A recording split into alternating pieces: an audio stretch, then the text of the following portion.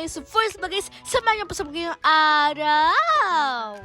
At ayun nga po si Daddy, nagbabayad nga po siya ng tubig.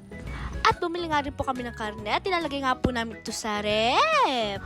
Para pa pag magluluto po kami ng karne, meron na po kami kukuhanin sa rep. At may nadaan nga rin po kami nagtitinda ng pakwan, kaya nga po bumili nga po si Daddy. At pagtapos nga po nun, nagpunta nga po kami sa 7-Eleven para nga po mag-food trip. At ayun nga po guys, mamimili nga po kami dyan ni Daddy ng pagkain. At yung napili naman po ni Daddy na kainin ay noodles. At habang naghihintay nga po kami ng mga pagkain nga po namin, bumili nga po muna kami ng red iced tea. At pagtapos nga po maluto nga po ng pagkain namin ay it's kainan time na. Naglagay po muna ako sa kanin ng chili oil at ng toyo.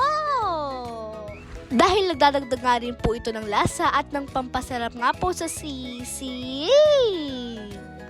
Dahil sisig nga po ng 7-Eleven ang napili ko nga po na kainin.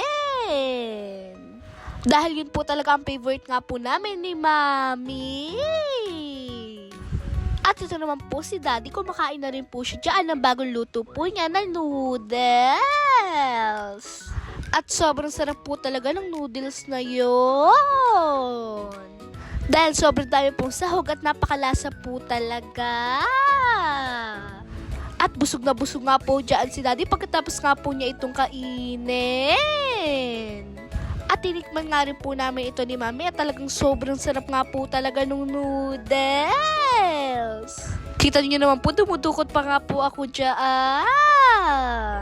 At ito nga po guys, itsura nga po ng noodles. Meron po siya dyan corn at iba pong mga sahog. At ayun po kami guys, ito nga po yung video namin na kumakain.